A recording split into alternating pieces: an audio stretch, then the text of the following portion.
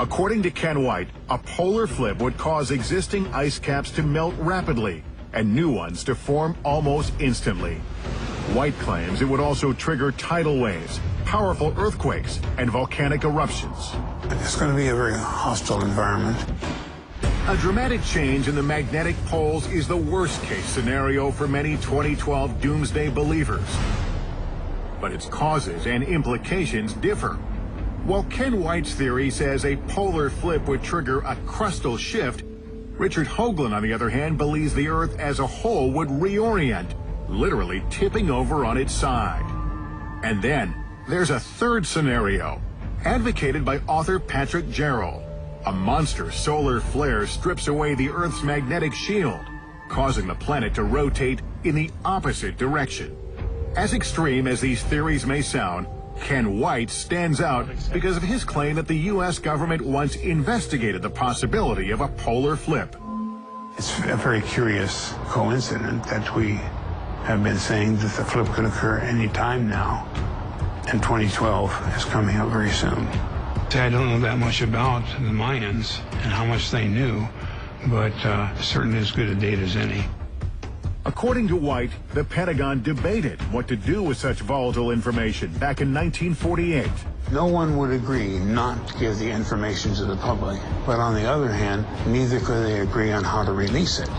They were afraid that it might destroy the moral fiber of the peoples on the face of the earth.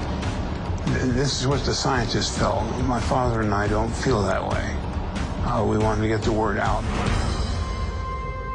Major Maynard E. White died in 2007. Before his passing, he and his son wrote a book called World in Peril, which details the work of the 46th Recon Squadron and the pending polar flip. Here's a picture of my father up at Ladd Field. Ken White, himself an Air Force veteran, sincerely believes the Pentagon refused to release the information out of fear of triggering a public panic. We contacted the Pentagon for comment. Officials were unable to confirm whether Major White attended any scientific meetings there in 1947 or 48.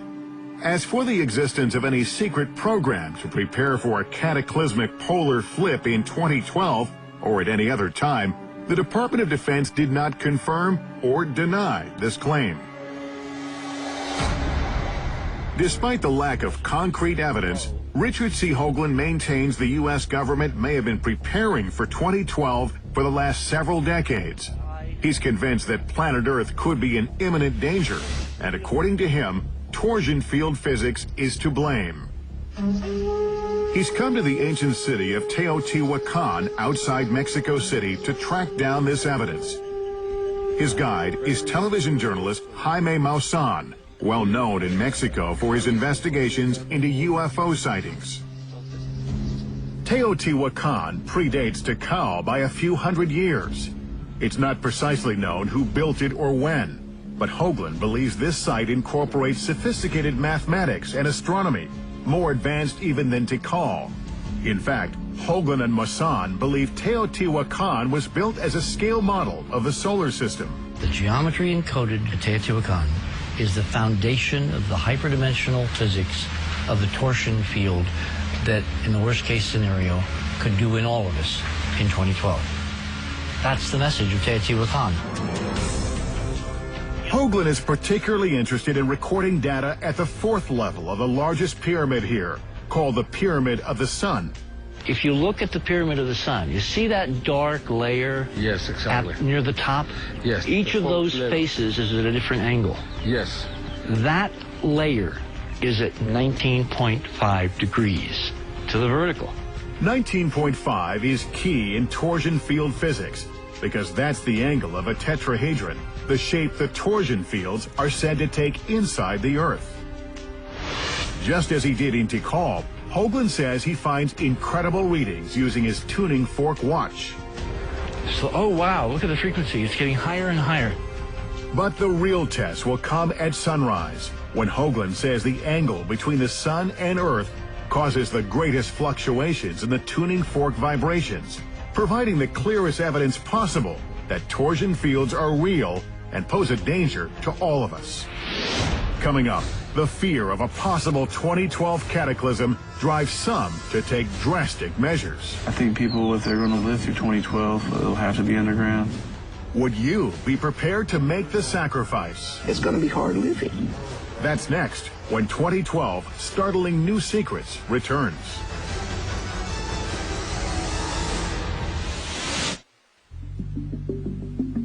For centuries, the ancient Mayans dominated Central America. And then about 1,000 years ago, their empire suddenly collapsed. Their cities left mysteriously abandoned. But some believe the Mayans left something behind for us, a warning about the year 2012, a warning so dire that some right now are preparing for whatever 2012 might bring. Jay Day is among those fearful about what 2012 may bring. Concern for his family prompted this 34-year-old father of four to start an online survivalist group called ExtremeSurvival.net. This is the reason that I invented Extreme Survival. Everything I do is because of this little boy. Within just a few months, thousands of users signed up across the country and around the world. We have forums where that way everybody can keep in touch.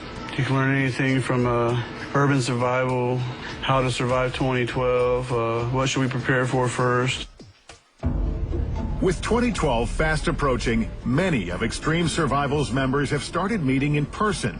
They say to survive whatever may happen, they have to stop planning and start acting. Well, thank you for coming out here. That includes moving forward with plans to construct a massive underground bunker. Inside these habitats, we will be growing food. We will be raising animals to try to eat for meat.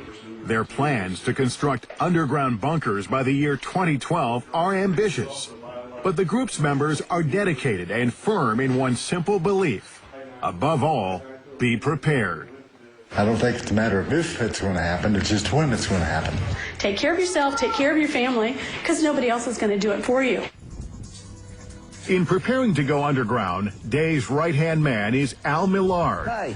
Nice to meet you. An engineer and self-described bunker specialist. Bomb blast door. They're headed to an abandoned missile silo near the town of Mitchell, Kansas.